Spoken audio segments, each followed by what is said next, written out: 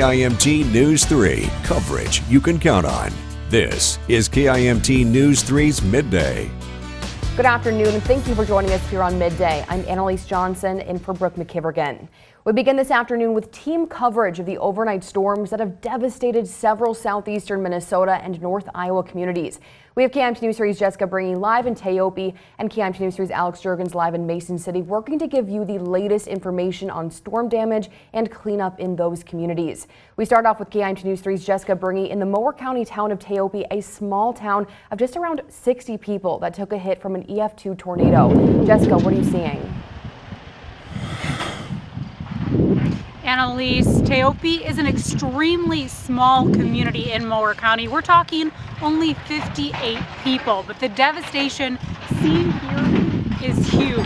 Right here behind me, you can actually see one of the homeowners working to clear debris, and that debris, again, is big. We're talking a car. There's another car a little ways off, flipped over on its side. I'm actually joined now by Teope resident Brady.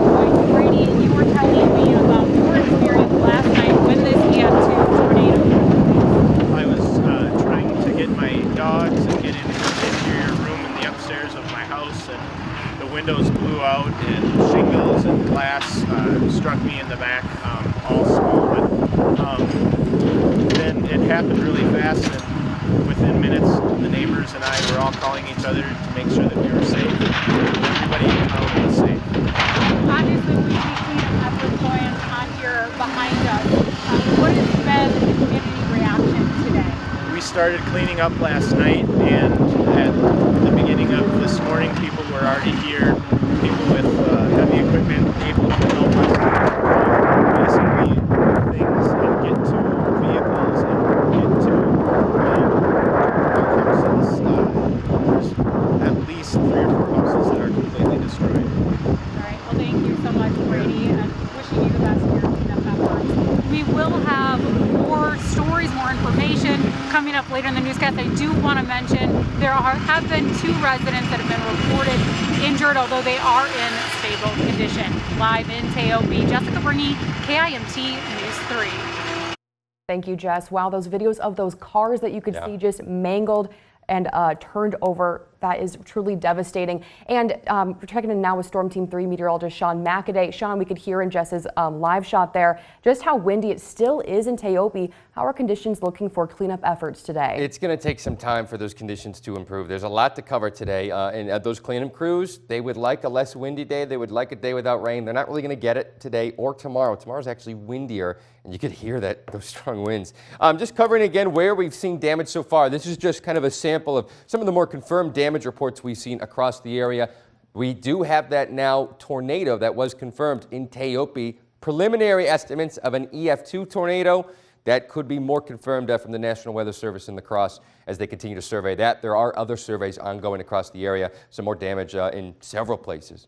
This was actually just to the southeast, or kind of just to the southwest, I should say, of Teope. This was a video sent to us by Stacy. Forgive me if I mispronounce your last name, Wyborny, and this is where you can kind of almost make out within the lightning. This is 8:40 p.m. last night, a little bit closer to Garner, just east of Garner, and there's a definite funnel shape right there. Also, large hail still is what we've seen across the area. This was a very large complex of storms that moved on in, but now this is starting to clear on out, and it looks like we're actually seeing some light snowflakes beginning to fall along I-35 in Mason City and Albert Lee. Still have a flood warning because that Winnebago River in Mason City will be peaking very soon over the next couple of hours. It is in flood stage, and it will peak sometime at around, it looks like 2, 3, 4 p.m. Right now, Mason City, it looks like we're picking up on some freezing precipitation as temperatures have dropped to freezing. This could hamper or really complicate cleanup efforts in Teope as this moves in probably within the next hour. So I'm going to track this out for today and tomorrow. Conditions don't really improve until Saturday. Thank you, Sean. And thankfully, no one is hurt in Mason City, but there is extensive damage from the storms. KIMT News 3's Alex Jurgens is there live. He's speaking to Mason City Police Chief Brinkley. Alex. Well, Annalise, I'm here with Mason City Police Chief Jeff Brinkley. And Chief, just seeing all the devastation around town, from the tree damage in Eastbrook to the devastation here on 35th Street South, what's going through your mind right now? Yeah, we just asked people to really give crews some space. Still trying to mitigate some situations left over from last night in terms of debris, wires that are down, and making it really safe for everybody to be out here. So just ask people to give them some space, avoid the temptation to come out, look at the pictures, look at the news, but maybe not have to get a first-hand glimpse of that. In which I understand that the intersection or the area of 19th Street Southeast and Kentucky Avenue is remaining closed for the time being because of some downed wires. Correct. Yep. Crews are out there right now. I actually just came through there on the way here, and they are still trying to mitigate that situation with all those down power lines. So extra room, extra space for them would be very much appreciated. Absolutely. And how do you feel about the city's response and just right into action immediately yesterday and overnight and into today, just trying to clean up in these now chilly conditions? Yeah, I think city crews did a great job. I got the call last night and came out, and I was maybe 20 minutes behind it. And by the time I got out, we already had operation maintenance trucks and end loaders out moving trees. Fire department, the police department were out there coordinating, clearing neighborhoods and making sure that we didn't have people injured. Could not be more proud of our people at this point with the work that they've done overnight and the fact that we got through without anybody getting hurt or injured. And there's still more to go, of course. And Correct. Chief, thank you for joining us today. Live in Mason City, Alex Jurgens, KIMT News 3. Thank you, Alex. Now here's some video captured earlier today of the damage in Mason City. Take a look. Areas near the recycling center on 35th Street and A1 storage just off Highway 65 have extensive damage. Buildings and homes on 35th Street were destroyed. Roads are currently closed off on South Kentucky Avenue past 19th Street and a portion of 35th Street due to power line damage. As Chief Brinkley mentioned, the city asks you to avoid this area and find a different route. And here's a look at some tree damage in Kanawha, where cleanup is underway this afternoon after the brutal storms last night. Storm spotters say they did see a tornado on the ground near this town, but we'll know more as the National Weather Service works to confirm that. There were tornado warnings, strong winds, and heavy rain Tuesday night. According to Hancock County Emergency Management, the northern portion of Kanawha experienced flash flooding and many roads were inaccessible last night due to trees like these in the roads. The city of Kanawha is asking you to stay home if you can while the cleanup is happening. Take a look here at this tornado on the ground in Humboldt County last night around 7 o'clock or so. This was taken about 3 miles west of Pioneer, southwest of Mason City. Wow, incredible video. Still ahead on KIMT News 3 Midday, a look at storm damage in Faribault, where semis were blown over and hail covered highways.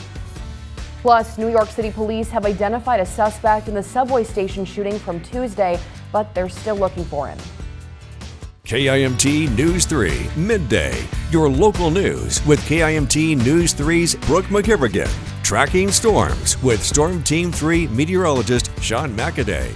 This is KIMT News 3. More local news that is happening right now. We are coverage you can count on.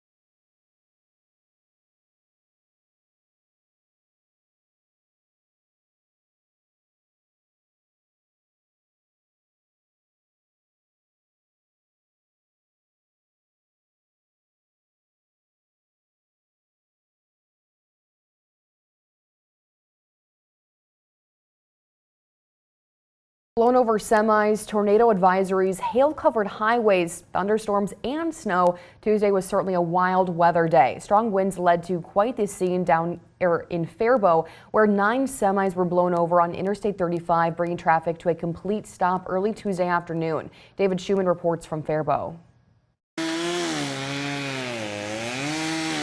Storm damage on virtually every block of Faribault's south side. Rooted trees, tipped power poles, shingles ripped off roofs. Neighbors stunned by the intensity of Tuesday afternoon's brief storm. I thought for sure it was a tornado. I was sitting by my bay window in my home, and I could just see the winds coming, and it just got nasty, dark, lightning. In the aftermath, hail blanketed the ground and was windblown into large chunks of ice. It looks like there's snow on the ground. Everywhere you go around town, it's kind of unbelievable. Hail just poured. It was maybe pea-sized, but it just came down. I've never seen so much hail. One woman away on vacation is going to come home to wrecked patio furniture and a damaged roof. Lenny's enjoying all the new branches to play with, but the impact of the storm is less fun for the Racines. Something hit the front window, so I got up and I looked out and I saw one tree down in the cemetery, and I thought, I need to go downstairs. First time ever in my whole life of living in this town that I went downstairs.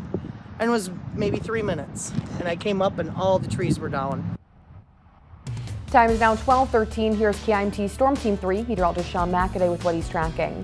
Well, I'm still tracking all the damage that we've seen so far. I'm also taking a look at how much rain fell. I have a comprehensive list of what we've seen so far and where the weather is bringing us into the rest of the next couple of days.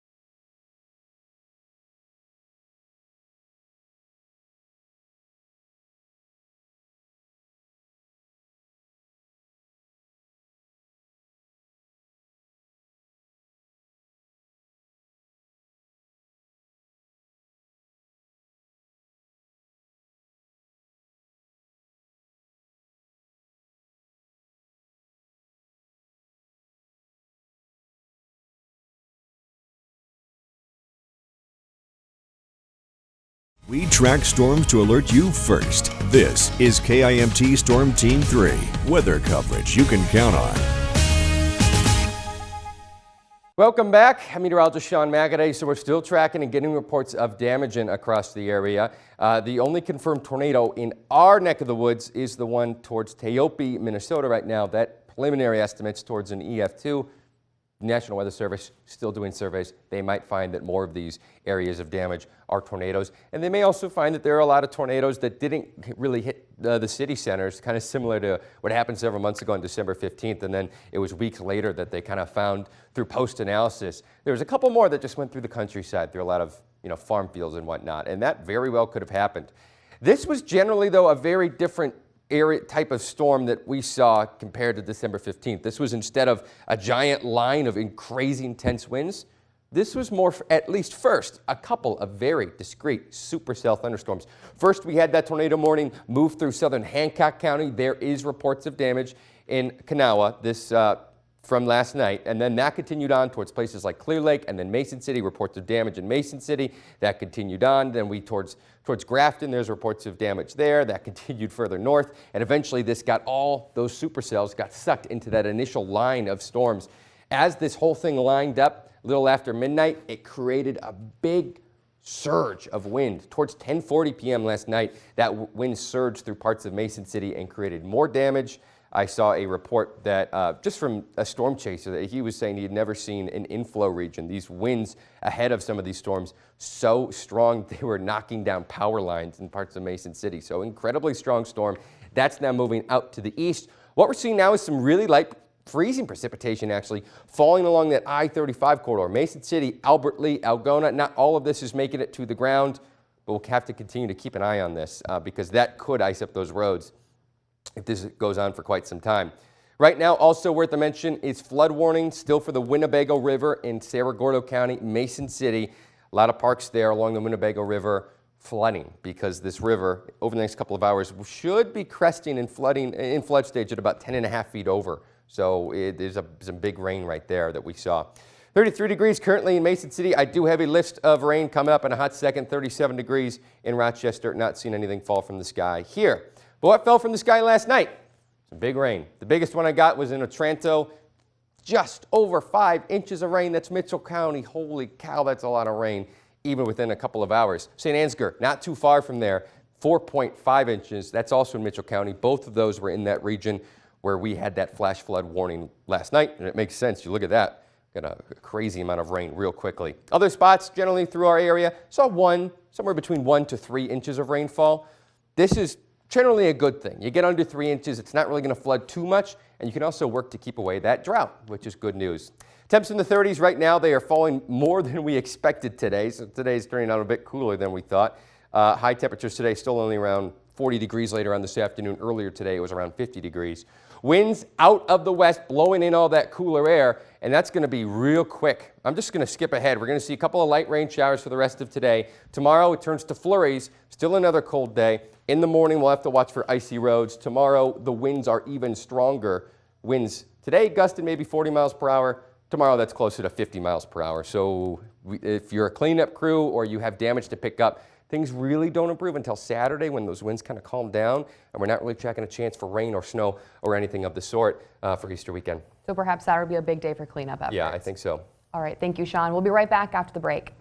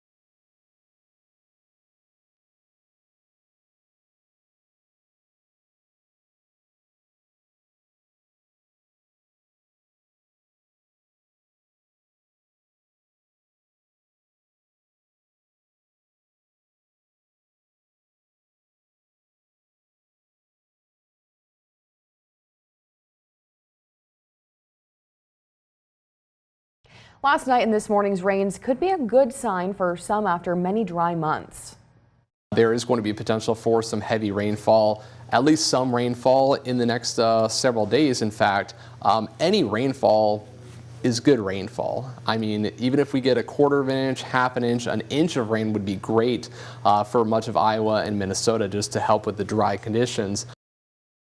In late August, about 80% of Minnesota was in a severe drought. Tom Peterson with the Minnesota Department of Agriculture says we may have seen the worst drought since 1988. It's still much needed right now as we build up our soil moisture in the state, but I think farmers are going to start getting a little nervous too with the rain and actually the cold temperatures or cold weather we've been having. We're in kind of a cold snap here for a couple of weeks.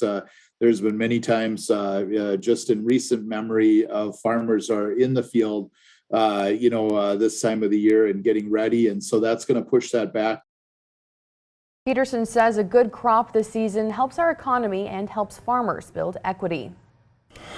New York police are searching for the man who they say opened fire on a Brooklyn subway station Tuesday morning. They've identified this man as a suspect. They say Frank James, seen here, rented a U-Haul connected to the shooting. Police also found one of his credit cards at the scene. Nearly 30 people were taken to the hospital after a shooter allegedly opened smoke grenades on the train and started firing. The suspect had fired his gun 33 times, hitting at least 10 people. None of the injuries appear to be life-threatening. NYPD says the attack is not currently being investigated as an act of terrorism, but nothing has been ruled out. Stick around. Sean is looking ahead in our forecast and has what you need to know. Midday wraps up after this.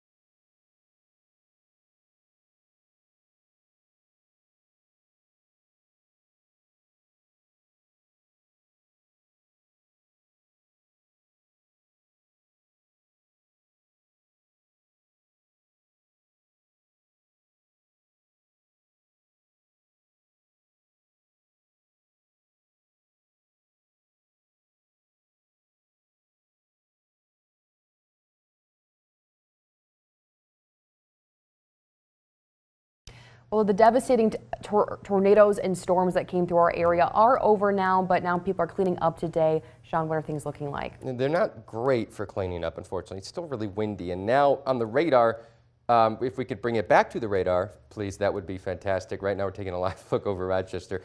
So right now the radar, we are seeing some light snow or freezing precipitation. A lot of it isn't making it to the ground. We're not seeing it right here in Mason City. We're not seeing it right here in Albert Lee, but I wouldn't be surprised if there's some light stuff that makes it through. Temps are in the 30s. They're going to continue to get colder. Overnight, we make it to the upper 20s. If there's still wetness on the roads at that point, we could be tracking icy roads. And then on top of that, the winds are going to get worse. Winds gusting tomorrow up to 50 plus miles per hour, 55 miles per hour maybe at times. That is going to complicate cleanup efforts even more. Tomorrow is not a good day for that.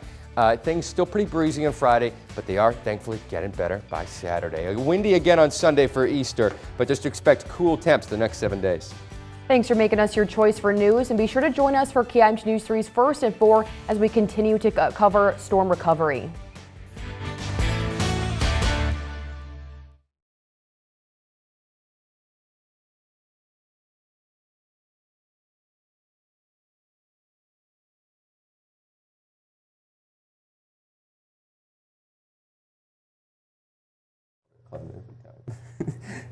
Thanks for the excellent coverage. Yeah, nice. Oh, I gotta keep this on for the breakfast. What? Look at this water. Look at this flooding. Where is that?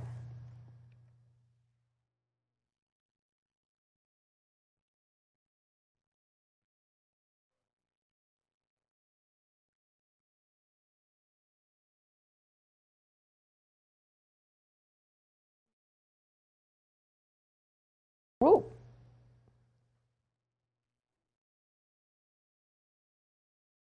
Oh, gotcha.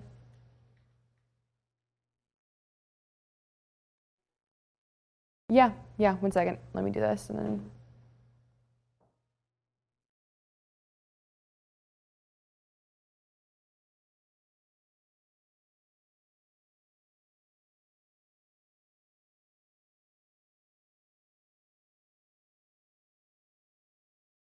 Tomorrow morning on daybreak, we're hearing from one Teope resident after his home and horses were hit by the storm. What he's hopeful for after the storm. I'm sorry, can we start over? I didn't read this before. Okay.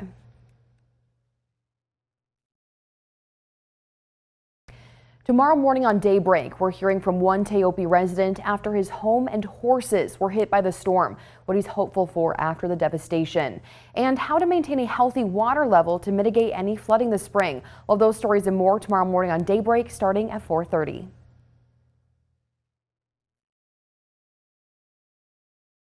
Thank you. Aaron says he just woke up, but the farm was hit by a tornado December 15th, and it got damaged. Isn't that a good story? In what town?